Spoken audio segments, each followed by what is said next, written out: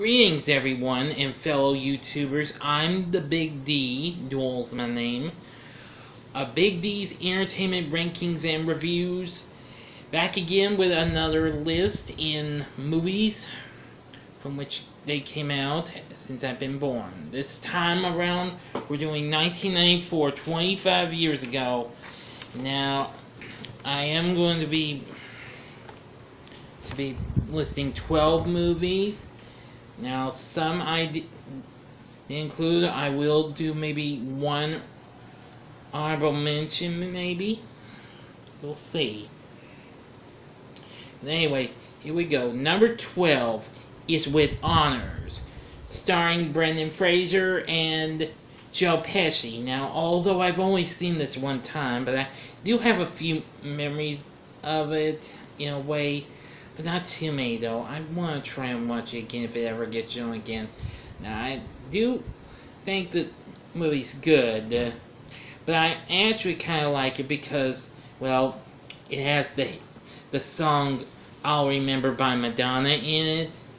But I do say With Honors is pretty underrated, though. But like I said, I've seen it only one time, and it's been years since I saw it. But I still think it's good, though. Sorry if I don't say too much for movies I haven't seen in ages. Okay, next at 11, here's another movie I haven't seen in ages, and that's Angels in the Outfield, starring Danny Glover, and along with a young Joseph Gordon-Levitt, plus Christopher Lloyd and Tony Danza. Now, this is about an orphan boy who kind of prays that angels would come to Earth to help the angels win the pennant. Yes, and hope that this young boy would be back with his dad, but, well, things don't go so well for him, but in the end it goes well for the angels, though. I do love the performances we get from the whole cast. I mean, Christopher Lloyd is absolutely funny as Al. I do like the performances we got from Danny Glover and Tony Danza. Joseph Gordon-Levitt was great. I can't remember the kid who plays his friend, though, in this, but still good, though. Brenda Fricker's in this as the foster mom. Well, I consider her a foster mom for these two guys, but it's still good, though. Excuse me. Coming in at number 10 is Wes Craven's New Nightmare, with Robert Englund back as Freddy Krueger in a different way. While despite Freddy's Dead, the Final Nightmare was a major disappointment a few years back, well, we got another chance to get to see a new, improved look of Freddy Krueger. Also, so Heather Langenkamp comes back as herself. We also have appearances from other stars of Nightmare on Elm Street, although they make cameos, small cameos. And we do get to see Wes Craven in this, which that's really cool. Miko Hughes, who recently played Gage in Pet Sematary, and he also played the Teddy, kind of sort of friend of Michelle's on Full House, as Dylan, Heather's son. I have to say he did a good job. I liked some of the other characters. Julie, the babysitter, that was a good character. I mean, her dad sequence reminds me of a little bit of Why I'm the Tina in the first movie, which I'll be talking about that when I reviewed the original Nightmare later on this November. Overall, New Nightmare is pretty good in some ways. Next, at number 9, this is kind of going to be an underrated movie. I don't know if I'll get controversy for it, because this one doesn't get talked about a lot, and that's The Next Karate Kid. Now, Pat Morita is back as Mr. Miyagi, only this time he is taking a troubled teenage girl under his wing, and that is a young girl named Julie, and she's played by Hilary Swank in one of her early movies. Of course, most people were introduced to her later on in the movie Boys Don't Cry. Yeah. But even so, I loved Hilary Swank's performance in this. Oh man, She was just great. I mean, well, she may not have been as big as Ralph Macchio in the originals, but still good though. I like Pat's performance. I actually like the monks in this who are friends of Mr. Miyagi's. That was really something. Anyway, next Karate Kid's good in some ways for certain reasons. If you've never seen it, I recommend you check it out. It's good in some ways. Okay, next at number 8. Well, the first of 3 movies starring a certain Jim Carrey.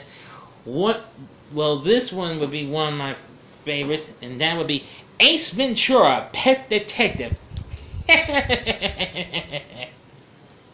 Yeah, Ace Ventura is definitely pretty hysterical. I know this wasn't a success, but it's still a cult classic in my book. Jim Carrey's great as the title character. The side characters are pretty good. Emilio, played by rapper Tone Loc, and all the others. Courtney Cox plays Melissa. Of course, later that same year, she would get her star in the first of 10 seasons of TV's Friends, which I didn't watch that show though, but you know, it's still a good show though. But anyway, Ace Ventura, I do love it. It's funny. I do like the sequel, When Nature Calls, from the following year a little, and I did like, despite it being so bad and all, the animated series. But anyway, check out Ace Ventura if you have yet to see it. Next at number 7, here's another Jim Carrey flick, and this is Dumb and Dumber, which he did with Jeff Daniels. Those two are a real comic team. This movie also did get an animated series, but it was okay, but just not as good as the movie itself, even though they did get Bill Fagerbakke, who of course voices a certain Patrick Star on SpongeBob SquarePants, to voice Harry. Yeah.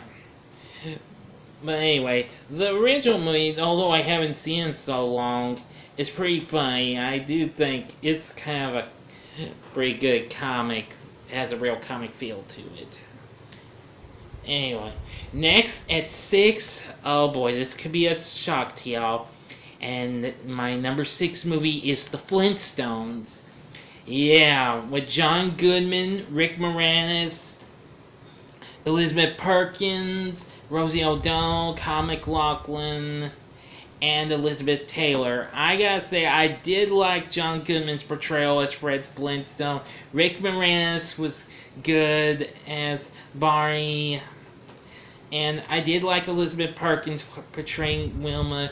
Rosie O'Donnell's portrayal Betty was alright, but anyway, all the other characters are pretty good. Oh yeah, this also featured Halle Berry in one of her early films. Anyway, it's good. I like it for obvious reasons, because it's based on the cartoon, and it had some pretty funny moments. Enough said about it, okay? It's good. I wasn't quick enough to celebrate its anniversary, which was not so long ago last month, so sorry. Okay, next at number 5 is, well, it's back to Jim Carrey again, and this would be probably one of his most popular ones, The Mask. Now, I do love that movie. Smokin'! Yeah, with the cartoony goodness of once the mask is put on Stanley Ipkiss, that's Carrey's character, the fun really begins. I love it. Cameron Diaz, who this is her first film, was so cute and so hot.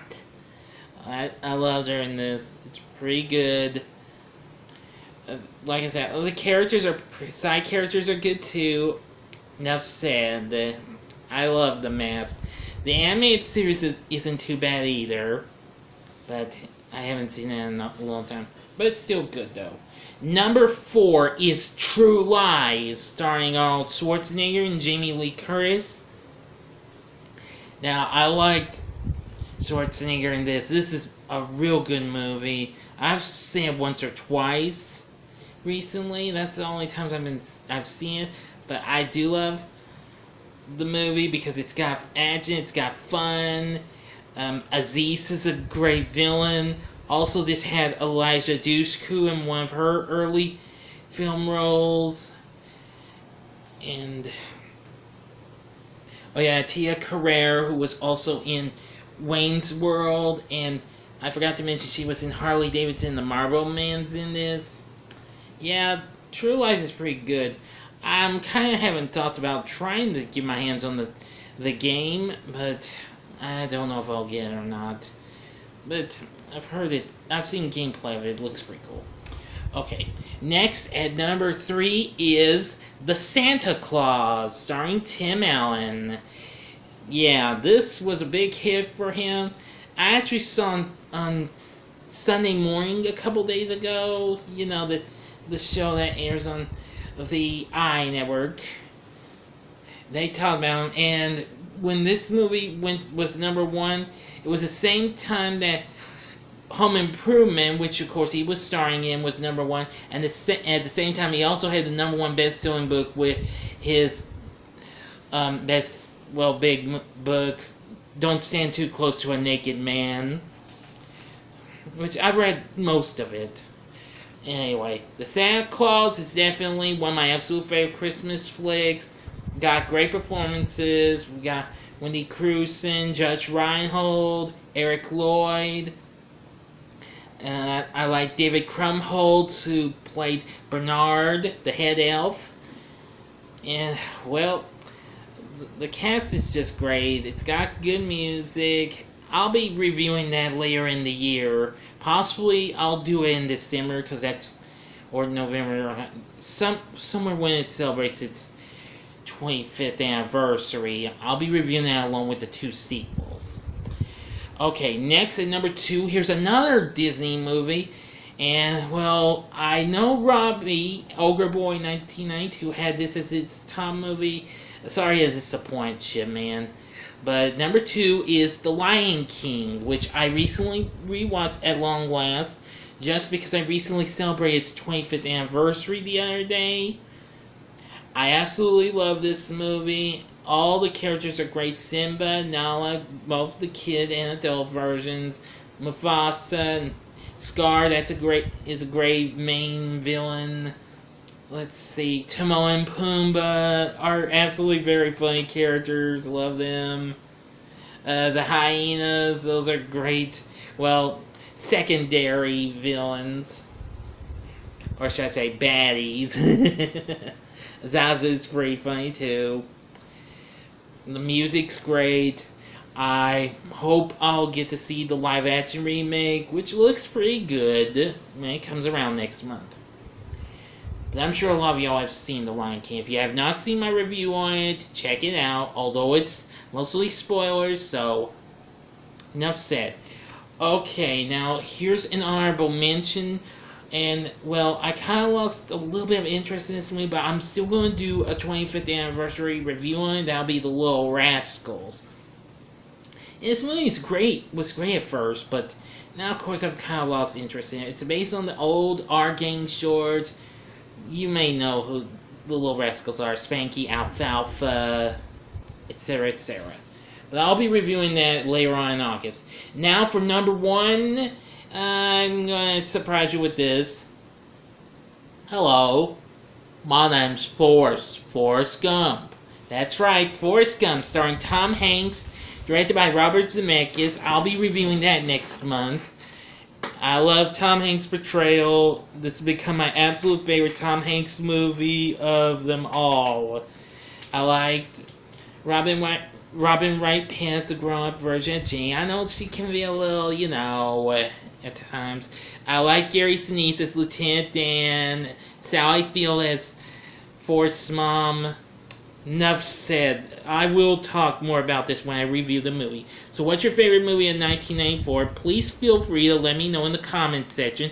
Like and subscribe. Tune in again for 1995 flicks next time. Until next time, I'm the Big D saying see ya.